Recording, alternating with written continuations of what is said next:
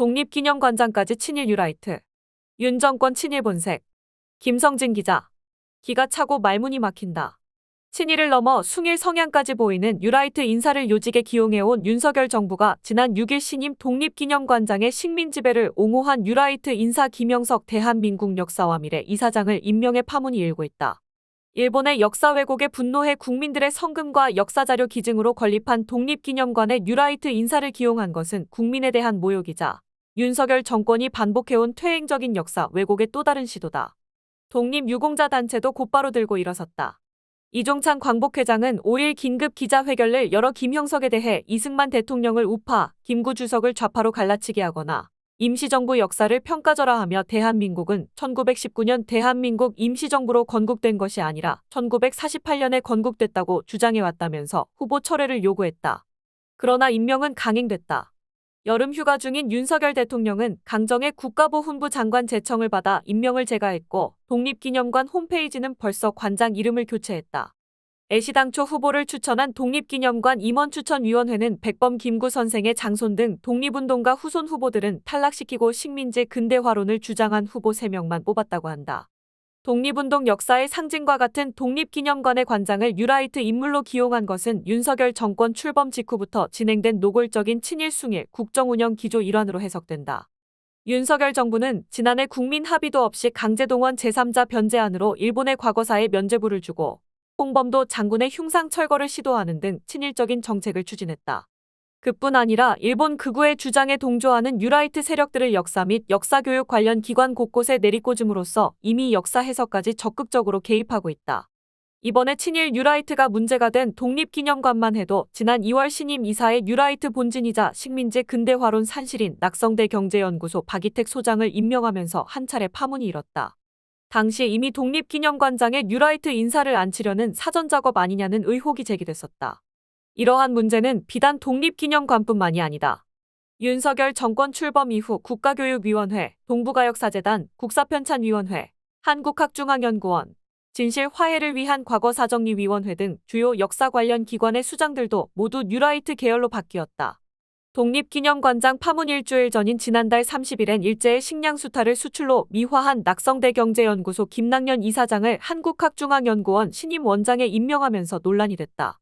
김낙년은 위안부 강제성을 부정하고 식민지 근대화론을 옹호하며 독도가 한국 영토라는 근거가 부족하다는 취지의 주장을 담은 반일 종족주의 공동저자다. 이런 인물을 한국문화연구와 교육 등을 전문적으로 다루는 교육부 산하 국책연구기관장에 임명한 것이다. 광복회는 김낙년 신임 원장의 취임식이 있었던 지난 2일 연구원 건물에서 시위를 벌이기까지 했다. 그에 앞서 임명된 인물들도 문제는 마찬가지다. 김광동 진실 화해를 위한 과거사정리위원회 위원장은 5.18과 4.3에 대한 편향된 역사관으로 윤석열 정부 내에서도 가장 문제적 인물 중 하나로 꼽힌다. 특히 김광동은 진실화해위 조직 자체를 극렬하게 반대했는데 윤석열 정권은 그런 그를 위원장에 임명하는 코미디를 연출했다. 김광동은 일제 식민지배와 관련 한국은 친일 청산할 것이 없다. 좌파 나라를 만드는 데 지장이 되면 친일파 등의 발언한 사실이 드러나 문제가 되기도 했다. 2022년 9월 국가교육위원장에 임명된 이배용은 이승만 박정희 독재를 미화하는 박근혜 정권의 역사교과서 국정화 추진 주역으로 꼽히는 전형적인 뉴라이트 인사다.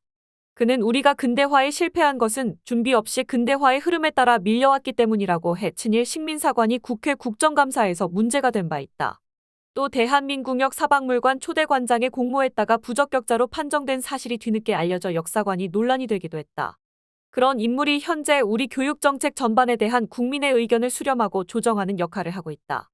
이 외에도 일본과 중국의 역사 왜곡 문제에 앞장서서 대응해야 하는 공공기관인 동북아역사재단 이사장 박지향은 일본이 과거에 대해 사죄하지 않는다는 기성세대의 인식을 젊은 세대에게 강요해선 안 된다는 발언으로 문제를 일으켰으며 국사편찬위원회 위원장으로 임명된 허동현은 홍범도 장군 흉상 철거 시도와 관련 공산주의 세상을 꿈꾼 홍범도 장군의 흉상이 호국강성의 요람인 육사에 존치된다는 것은 육사생도 입장에서 어불성설이라고 해 크게 파문이 일었다.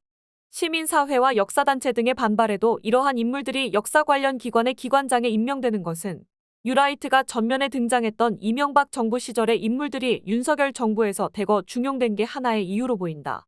김태효 국가안보실 1차장, 이주호 부총리 겸 교육부 장관, 유인촌 문화체육관광부 장관, 이동관 전 방송통신위원장 등 MB 시절 인물들이 재활용되면서 15년 전 폐기 처분했어야 할 뉴라이트 역사관이 적극 수용되고 있다는 해석이다.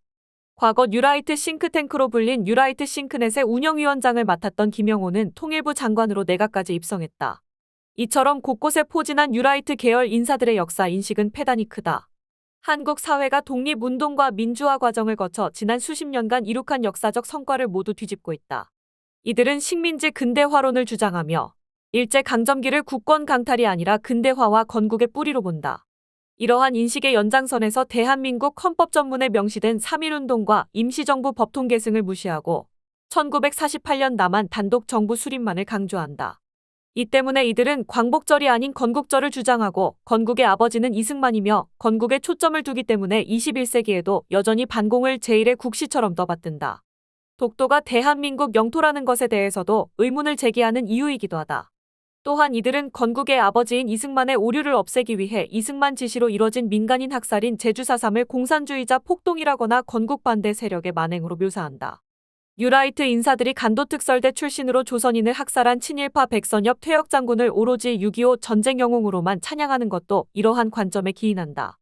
윤 대통령이 지난해 8.15 광복절 경축사에서 독립운동은 자유민주주의 국가를 만들기 위한 건국운동이다. 우리 독립운동은 공산 세력과 맞서 자유 대한민국을 지켜내는 것이라고 한 발언도 이러한 인식과 맞닿아 있다. 신임 독립기념관장으로 임명될 파문이 일고 있는 김영석의 역사관 역시 이와 크게 다르지 않다. 보훈부는 독립유공자 단체와 역사단체, 시민단체의 반발이 일자. 신임 관장은 독립운동이 우리의 소중한 자산이라고 생각하는 인물이고 뉴라이트 계열 인사가 아니다라고 반박하고 있지만 궤변이다. 김영석의 발언은 그의 발언과 져서 내용 극히 일부만 놓고 봐도 뉴라이트 역사관과 정확하게 일치하는 것을 확인할 수 있다. 김형석은 지난 2022년 10월 민영뉴스통신사 뉴시스와 인터뷰에서 이승만과 김구를 모두 건국의 아버지들로 둬야 한다며 우남 중심으로 역사를 보는 사람들에게는 한강의 기적이 이뤄진 것이지만 백범 중심의 역사를 생각하는 사람들에게는 헬조선에 지나지 않다고 말했다. 이승만 국부론과 건국절을 주장하는 뉴라이트의 역사 인식과 궤를 같이 하는 발언이다. 또 김영석은 2022년 발간한 끝나야 할 역사전쟁에선 한국전쟁의 영웅 백선엽 장군은 친일파라는 불명예를 쓰고 별세했다. 그에게 붙여진 친일반 민족행위자란 주홍글씨가 타당한 것인지에 대해 우리 사회가 진지하게 성찰할 필요가 있다. 관련 학계에서 재검증이 이루어지기까지는 친일반 민족행위자로 단죄하는데 신중을 기해야 한다고 주장했다. 친일 청산과 백선엽에 대한 뉴라이트 시각과 정확하게 일치하는 대목이다. 아울러 그는 지난해 5월 역사학 세미나에서 제주 4.3 특별법이 4.3 사건에 대해 1947년 3월 1일부터 1954년 9월 21일까지 7년 7개월간에 걸쳐 제주에서 발생한 무력 충돌과 진압 과정에서 주민들이 희생된 사건으로 규정한 부분을 비판하며 남로당의 50선거 방해책동에서 비롯된 폭동을 희석하기 위해 정치적으로 해석하고 있다고 해석했다. 4.3이 공산주의자 폭동이라는 뉴라이트의 역사 왜곡과 같은 맥락이다. 그는 태영호의 4.3 망언에 대해서도 태영호의 발언은 듣는 이의 입장에 따라 맞기도 하고 틀린 말이기도 하다라며 옹호했다. 이러한 편향된 역사인식을 가진 김영석이 관장으로 임명되고 기념관 이사회에도 뉴라이트들이 포진하면서 일각에서는 독립기념관의 목적 자체를 변질시키려는 의도가 아니냐는 목소리도 나온다.